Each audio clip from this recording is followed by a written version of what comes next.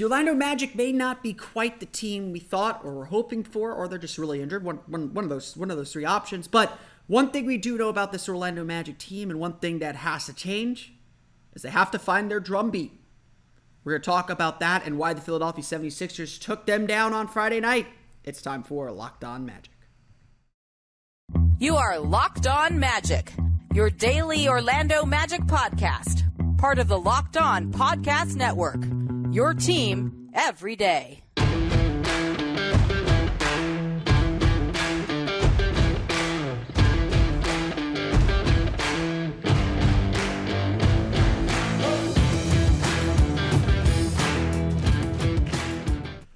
And you are indeed Locked On Magic. Today is November 26, 2022. My name is Philip Rossman-Reich. I'm the expert and site editor over at OrlandoMagicDaily.com. You can follow me on Twitter at PhilipRR_OMD. I hope you all had a very happy Thanksgiving.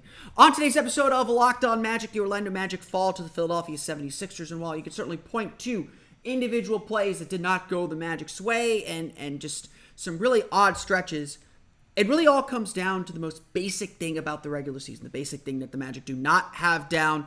We're going to talk about the Magic's drum beat, their identity, and all that good, juicy, fun stuff coming up here in just a moment. But first, we want to thank you again for making Locked On Magic part of your day every day. No matter who your team is, whether it's in the NBA, NFL, NHL, MLB, or college, you could find a Locked On podcast for you. Just search for Locked On and the team you're looking for, the Locked On Podcast Network. It's your team every day. Today's episode is also brought to you by BetOnline. BetOnline has you covered this season with more props, odds, and lines than ever before. BetOnline, where the game starts. So, my blinds are open. Entering Friday night's game, it felt like everything was in place for the Orlando Magic to win. Just flat out win. They're actually favored to win the game, according to our friends at BetOnline. Paolo Banchero was back in the lineup after a 7-game absence. The Magic were even getting Mo Wagner back. Nudge, nudge, wink, wink. Markelle Fultz is starting to work out on the court pregame, so we are getting very, very close to that as well. On the Sixers side, the Magic were finally facing a team that was just as injury depleted as they were. Joel Embiid has missed the last 2 games and missed Friday's game as well for his 3rd straight game. He's still uncertain for Sunday's game. James Harden is still out. Tyrese Maxey is still out. The Sixers were down their 3 best scorers. If there was an opportunity for the Magic to kind of get an easy win, this was it. Now, obviously, the Sixers still have Tobias Harris, and Magic fans don't need to be told what a good scorer he could be, especially against teams that traded him. They still have a lot of veteran players, like Montrezl Harrell, like PJ Tucker, like DeAnthony Melton, like Shake Milton, guys who have been in that Sixers system. There's a veteran coach in Doc Rivers that knows how to coach guys and get them ready no matter who is in or out of the lineup. This is, frankly, what happened Friday night shouldn't have been so surprising, but it's still incredibly disappointing. Because the Magic were able to control much of the first half, but never able to gain separation and get away from Philadelphia. And in the third quarter, the Sixers upped their pressure. They upped their identity. They know exactly what they have to do to win games. And Orlando just couldn't respond. Whether it was, again, because Jalen Suggs had to leave a game with an ankle injury, or an undisclosed ankle injury, still just kind of nagging him from before. The Magic just never could get themselves over the hump. They could never adjust. They could never make that one play they needed to stay in the game. And Philadelphia was forced to every basketball, every offensive rebound. They had 8 offensive rebounds in the second half. They made back-breaking 3-pointers as Orlando scrambled defensively to try and figure it out. The Sixers should not have surprised by doing this, even with a depleted roster. And yeah, that may hurt their offense. They only scored 107 points in this one. That may hurt their offense, but Philadelphia knows exactly who it is. They don't change based on their personnel. They defend. They may post up less without Joel Embiid. They may do less of those ISO plays without James Harden. But they're still running a lot of the same stuff. And more importantly, they're still playing the same style of basketball. They still play hard-nosed defense. They're top 10 in the league in defensive rating this year. They still played that hard-nosed defense that just bugged the Magic and could not get them out of the way. They still work around the perimeter to find open three-pointers. And yeah, they hit those shots. And maybe they didn't against Charlotte the other night or whatever. This was a team that did not sweat missing those players. They did not sweat not having their top guys. They just put their nose to the ground and grinded. And this is a quality that veteran teams know how to do that young teams like the Magic don't. And this is not an excuse for the team losing, but it's a way to talk about something far more important. And that is, what is the Magic's identity at this point? What is the one thing they can count on? If you've listened to this podcast, you've probably heard me say this, but the regular season is about what can you do on your worst night. When you don't have it, on a random Tuesday in January, when you're on that back-to-back and the season's getting to you and you just don't have it, how do you still kind of grind your way to a win? The best teams find their ways to win these kinds of games. A team like the Magic, sure, they're going to struggle, and we're expecting growing pains. Growing pains are fine. But it still needs to be asked now that we're almost a quarter of the way through the season. We'll be a quarter of the way through the season after Monday's game in Brooklyn. Almost a quarter of the way through the season, I honestly can't tell you what the Magic do well. I can't tell you what the Magic rely on, because a lot of the problems that the Magic had in this 107-99 loss to the Sixers are problems that have just flooded this roster. It's not the close game stuff. Although, yes, in a relatively close game, the Magic were down by 6. They had a couple chances to cut into the lead. They missed a couple wide open threes. They didn't track down a few offensive rebounds. Stuff like that. There were turnovers late in the game that just stopped momentum. And every time it felt like the Magic were picking up momentum to try and cut into this lead and give themselves a chance to win, when the Magic finally picked up some of the urgency and Franz Wagner started to take over a little bit at the end of the game and try and will his team back into it, they would make a play that would deflate the balloon. And that's been a problem all season, where Orlando just can't seem to get that last play they need to get over the top and win games. But so too is the other issues throughout the course of this game. Issues like that offensive rebound, giving up the key offensive rebound and having this massive drop-off in rebounding despite the size the Magic have. It's the inability to track three-point shooters, especially when they allow dribble penetration. The confusion at times, whether the Magic are in the zone or in their switching package, of not knowing where to go and who to defend and what your rotations are. Really, really, really basic, simple things. And yeah, part of it is the scheme is fine. The team's just not executing it. The part of it sure is, too, the Magic aren't capable of executing these schemes because we see these problems over and over again. The Magic are a bottom 10 team in offensive and defensive rating. And while we expected it with the offense, and the offense has had some positive moments, and I'm much more confident, this is going to be crazy to say after a game when the Magic scored only 99 points, but I'm much more confident with what the offense is trying to do than what the defense is trying to do right now. The Magic have not built a defense to fit their personnel. Or the Magic are trying things to hide some of their defensive shortcomings personnel-wise right now, and it's still not working. I think part of the reason why the Magic are playing so much zone is because they understand Bol probably can't defend on the perimeter as much, but he looks just as lost in his rotation, in his off-ball rotations in the zone and in the switching packages as he does elsewhere. He's fine when he's on the ball. When he's on the ball, he will block shots.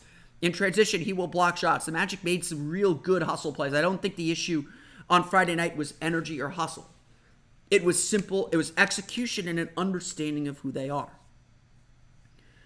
So, a quarter of the way through the season then, we do need to ask, who is this Orlando Magic team? Who are they trying to be? And yes, so many key pieces are still missing. So many key pieces are not on the floor. And that's going to change very, very soon, it sounds like, with Markelle Fultz set to come back. Wendell Carter's still day-to-day. Who knows when he will be back and back for good. And I think the Magic should take the time right now to make sure that he is back for good. I know people hate me saying that, but Plantar fascia injuries are not fun. Those are A, painful, and B, you really can't do much about them except to let them heal. And I think playing through pain is not the right idea right now for this team. If anything, we are learning that Mo Bamba is not a starting center in any way, shape, or form. We are learning that he and Bol Bol have a lot of the same weaknesses. And I would agree Bol Bol's probably a better player because he gives you a lot more offensively, but that's a podcast for another day. The Magic have to find who they are. And so we do have to investigate and ask, who is this Magic team? We're going to get to some of those shortcomings and a whole lot more coming up here in just a moment. But first, a quick word from our pals at ExpressVPN. So, we all know how ExpressVPN protects your privacy and security online, right? But here's something you might not know. You can also use ExpressVPN to unlock movies and shows that are only available in other countries. Maybe you've run out of stuff to watch on Netflix. This will change your world. Well, ExpressVPN allows you to binge The Office on UK Netflix. It's so simple to just sign in Netflix, fire up the ExpressVPN app, change your location to the UK, refresh Netflix, and that is it. If you love Korean dramas, you can use ExpressVPN to parasite off South Korean Netflix with your Netflix subscription. You can choose from almost 100 different countries, so just imagine all the libraries that you will have access to. And it's not just Netflix, it's other streaming services too, like Hulu, BBC iPlayer, YouTube, you name it. There are hundreds of VPNs out there, but the reason I use ExpressVPN to watch shows is because it's ridiculously fast. There's never any buffering or lag, and you can stream in HD, no problem. ExpressVPN also works on all your devices, phones, media consoles, smart TVs, and more, so you can watch what you want on the big screen or on the go. So, if you want to get access to hundreds of new shows, go to expressvpn.com/lockedon right now, and you can get an extra 3 months of ExpressVPN for free. That's expressvpn.com/lockedon, expressvpn.com/lockedon to learn more. We want to thank you again for making Locked On Magic your first listen today. For your next listen, check out the Locked On Sports Today podcast. From the games that matter the most to the biggest stories in sports, go beyond the scoreboard and behind the scenes every Monday through Friday with local experts and insights only Locked On can provide. Locked On Sports Today, available on this app, YouTube, and wherever you get your podcasts.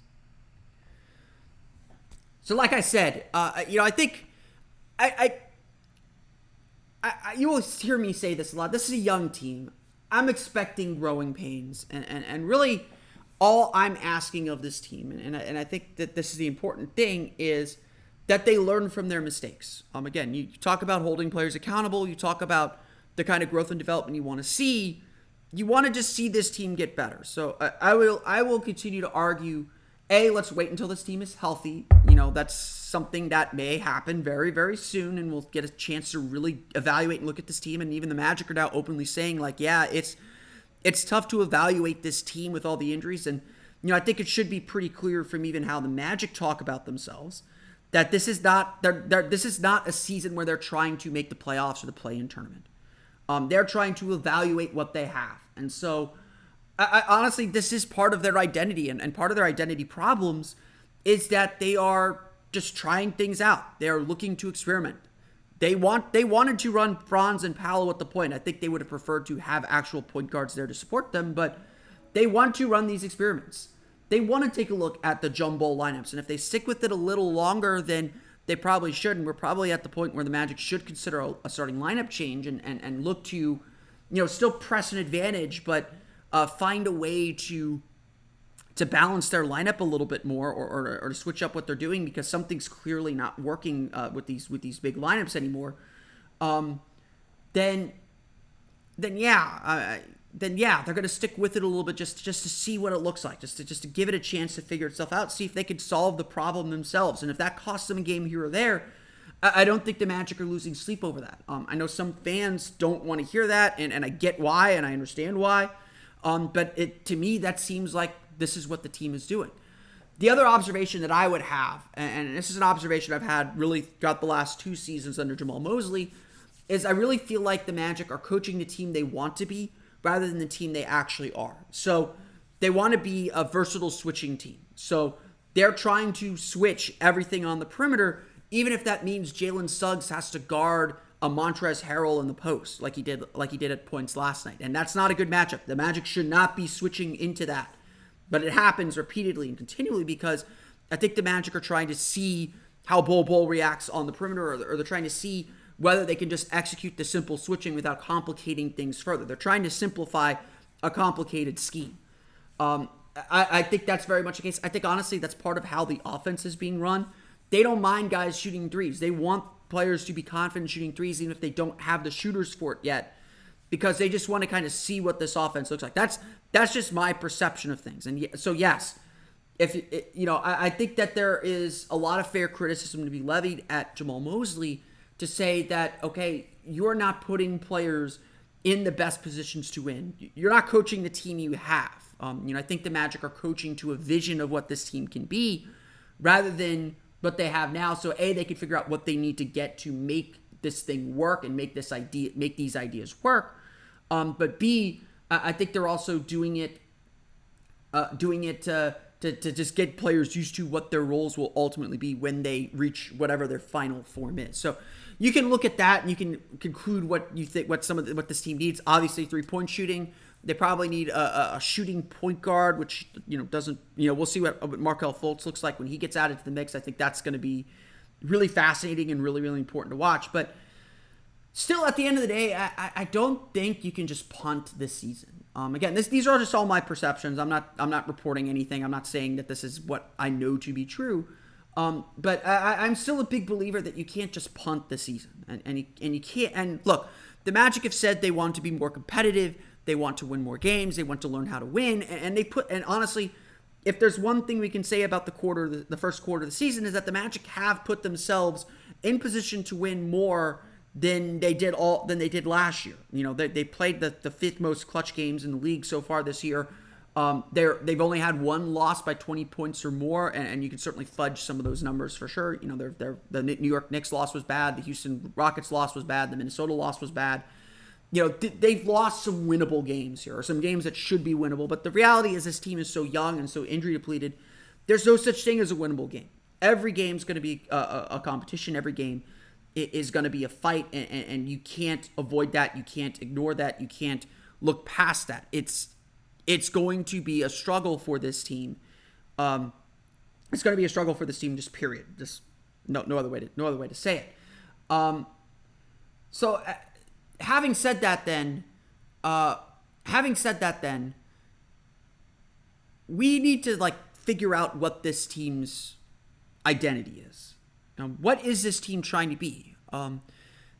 Everyone's told us that the Magic want to be a strong defensive team. Well, they're ranked better offensively right now than defensively, and their defense is a huge issue. They have no identity defensively right now other than they've got a lot of big guys. They don't get deflections. They block shots, and they blocked a ton of shots on Friday. They don't get a ton of deflections. They're not getting steals. They're the only team in the league right now averaging fewer than 10 fast break points per game, and they did a good job in transition. I think they had 13 fast break points in the first half on Friday. But again, once Philadelphia choked that out, the Magic were struggling to find their offense. They're struggling to get good shots. They couldn't make the good shots they did get. And their defense just was non-existent. They gave up 30 points in the third quarter and just got beat up again and again and again and again and again. And the switching defense didn't work. The Magic were out of sync with their rotations. It was just all really, really bad. I'm sorry, I don't have another word to describe how the Magic played. It was just bad. And so the Magic are searching for their drumbeat. Honestly, that's what this all comes down to. Again, like I mentioned, Philadelphia is a veteran team. They have a veteran coach in Doc Rivers. They have experienced success. They know what works. And so no matter who's in or out of the lineup, they have that constant drumbeat, that constant thing that turns the wheel forward. It may not go as fast as it does when they have Embiid and Maxey and Harden, but they have that thing that keeps them driving forward. When the Magic are struggling, it looks like they're flailing. It looks like they're trying to catch up. It looks like they're trying to get back into the game and they're searching. They're like the rope slipping through their fingers, and they're trying to grasp it before it leaves them. That's, the Magic might be better at catching that rope before it goes completely off the rails and they're falling down the crevasse, but this team doesn't have a way to grab that rope and pull back right now, if that metaphor makes sense. They don't have that thing that they can do to stop runs, to find their center of gravity, to find themselves. And to me, this is the heart of what the season's supposed to be about. Forget about record, forget about the leveling up thing, forget about all that. We need to exit this season understanding who this team is going to be. Again, it's not about wins and losses right now, but we thought at the end of last season, we saw that the team took some important steps defensively. Again, their overall number was pretty average. Was a little bit better than what they were for the whole season, but they were a top 10 defense after the All-Star break with some notably bad games as they kind of let go of the rope for the rest of the season and put themselves in position to go get Paolo Banchero. This season has not been a continuation of that. And honestly, more than anything else, that is the most disappointing thing that we've seen from this group is they don't have that defensive identity. They don't have that defensive doggedness. They get the game taken to them, and honestly, in a lot of ways, they're hoping that the other team doesn't take advantage of it. That's not a way to play basketball. That's not a way to win. That's not a way to level up. And so the Magic right now have to find themselves defensively. And again, it's disappointing that after 3 days off, with only one practice granted, but 3 days off, the Magic didn't tighten the screws. And, part of this season is, we do have to look at the coaching staff, and we do have to look at the coaches and ask, okay, what do they need to do to be better too? They're under the same evaluation these young players are, and I don't think anyone is under threat of being moved. The players will be moved much faster than the coach at this point.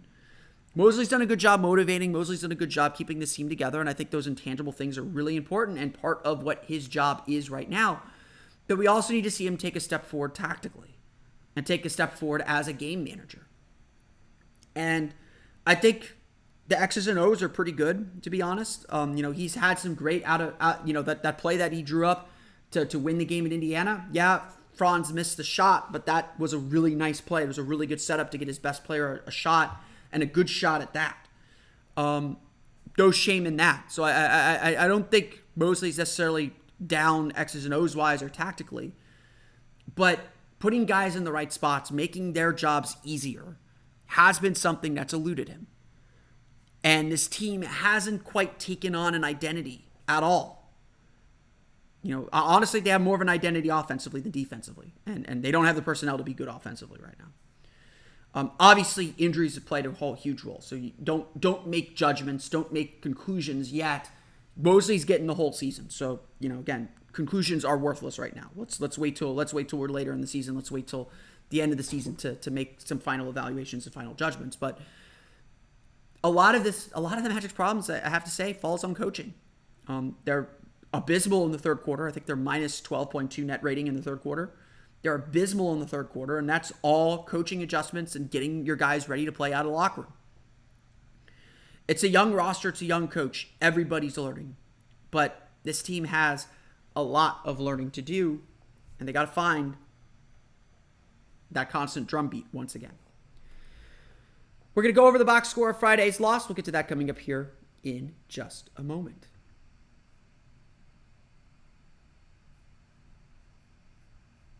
If my copy will load. But first, a quick word from our pals at SweatBlock.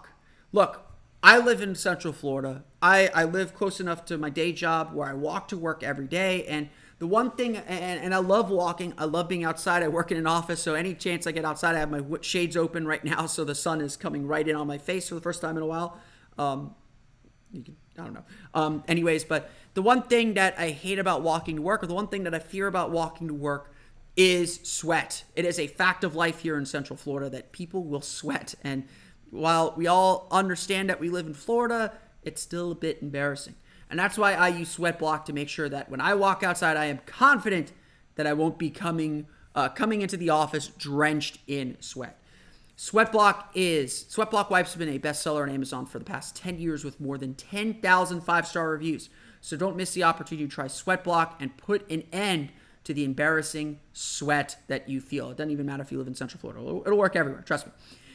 If you or someone you love is experiencing embarrassing sweat or odor, try SweatBlock today. Save 20% with promo code LOCKEDON at sweatblock.com.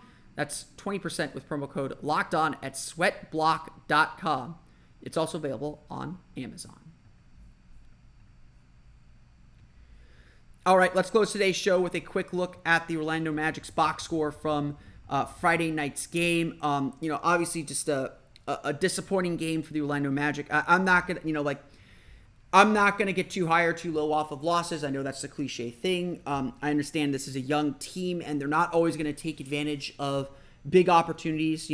These are the opportunities that a lot of teams will go for the kill, or will kind of make a statement early to go for the kill, because the more you let these teams hang around, the more confident they get. A lot of teams probably view the Magic the same way. The reality is, like I said, Philadelphia knows what they're doing. Philadelphia is going to play the same way no matter who's in or out of the lineup, and that's why they're able to still be successful or still give themselves a chance, because it's obviously a bit different, even without some of their key players.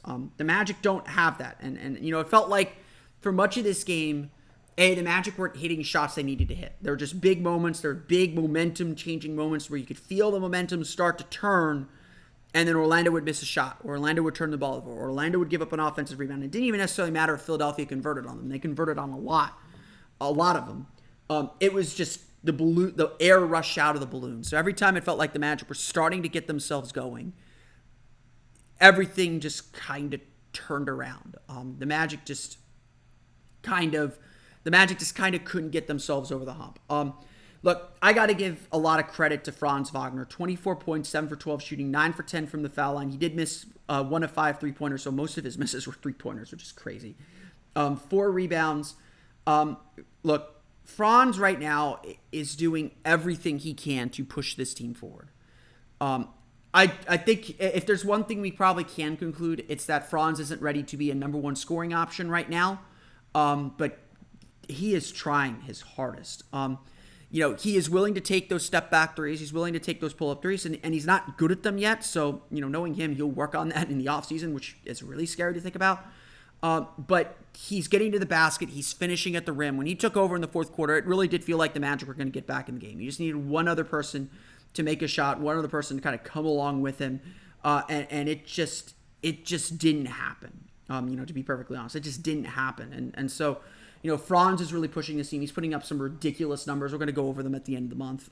He'll probably be our first quarter MVP, so I'll probably talk a little bit more about his start to the season and what he's meant to this team.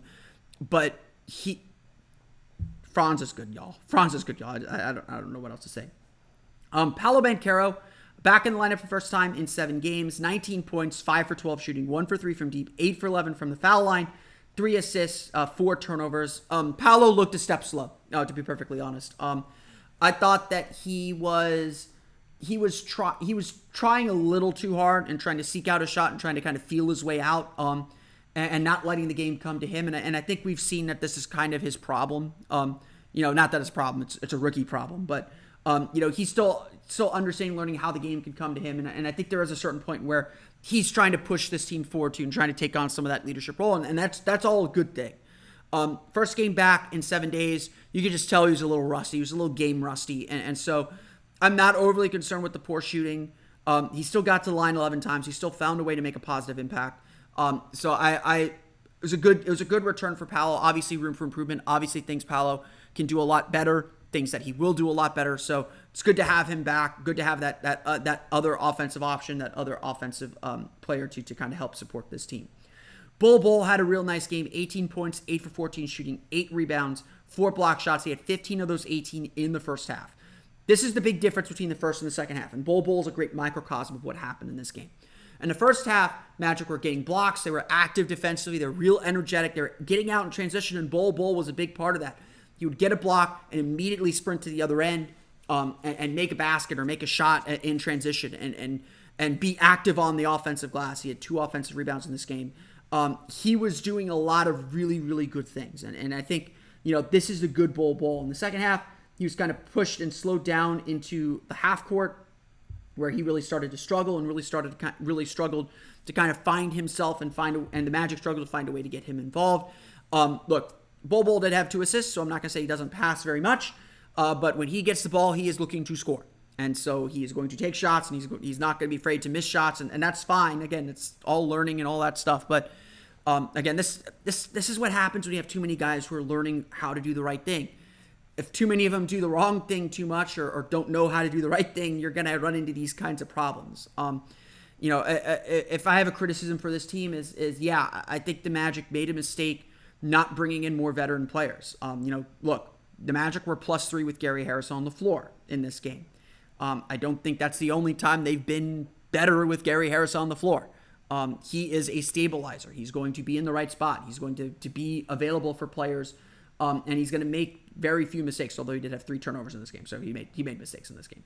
But it's more defensive mistakes than anything else that you worry about with this group, because at the end of the day, that's the core of the Magic's problem, is their defense has been just atrociously bad. And honestly, I don't want to put it all on Mo Bamba.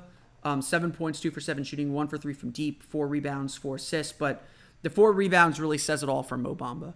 The Magic starting center had only 4 rebounds. He just was not active on the glass, and he's not a good rebounder. He may put up some good rebounding games.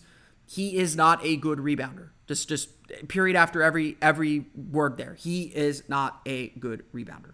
The Magic's defensive rebound rate is hovering around 72-73% for the season, or at least it was before Wendell Carter's injury. Since Wendell Carter's injury, and obviously he played 1 game in that stretch, I think the Magic's defensive rebound rate's down to like 66-62%. It's bad. And again, I don't want to put it all on Mo, but Mo gets beat to the glass. He just got consistently beat to the glass a lot of times. And again, you add in that, he doesn't always look like he knows where he's supposed to be on switches. He's not coming at the level of the screen, so he's going to drop on a switch. That's just inviting players to come into the paint. You can drop, that's fine, but you need the guard to kind of come over the top and put pressure so that they're not just taking just easy floaters and then trust your rotations to guard the popper or guard the roller or put the center in a place to go guard the big. You can't have the center guarding 2 people, and you certainly can't have the center retreating as a guard is attacking. It doesn't matter what guard that is, and the NBA guards that are attacking and going downhill are going to have a good chance of finishing. That's just the reality. I'm still, drop defenses, you got to hold your line somewhere. You got to be a wall at some point. You may be further back, but you got to be a wall. You can't let guys come right at you, and that's, that was a problem with Nikola Vucevic for a long time. That's the big problem with Mo Bamba right now is everyone's just attacking him downhill. His defensive awareness just isn't good. And look, you add that Bol's defensive awareness isn't good. Paolo Banchero can be a little bit lost defensively too. This Magic team's just not on the same page defensively, and that's been a problem all season long. Their defensive communication's been poor. You can see them kind of pointing and trying to direct guys where to be, but they're not executing it. And I don't know the way to solve this other than to just stop switching and say, hey, man up, no switching, stay on your man. We'll have help. We'll have our help principles, but we got to lock these guys down, and it's just not happening consistently with this team. That's the reality here. Orlando shoots 42.5% from the floor, just 9 of 35 from beyond the arc, 22 for 27 from the foul line. So again, Paolo Banchero gets the line 11 times, Franz Wagner gets the line 10 times. When your top 2 guys are getting the line like that, that makes up for poor shooting nights. That should give you a real chance to win, but Orlando just does too many things that hurt them in the end. They only turned the ball over 14 times, so turnovers were not the issue here. Philadelphia shoots 47.6% from floor, 14 for 36 from beyond the arc, 13 offensive rebounds. When you break that down further, only 17 second chance points. So it's not like Philadelphia's killing them with the rebounds, but those rebounds all came at critical moments when Orlando needed momentum. They needed to get a stop, and a couple of them led to 3-pointers that really changed the game. Orlando had 48 points in the paint, but the majority of them coming in the first half. I think they were up at, let me get this number right. The Magic were at 32 points in the paint in the first half. So less attacking of the paint. So the Magic stopped doing all the things they need to do to win. Some of that is their defense wasn't getting the stops they needed to kind of get into a good flow.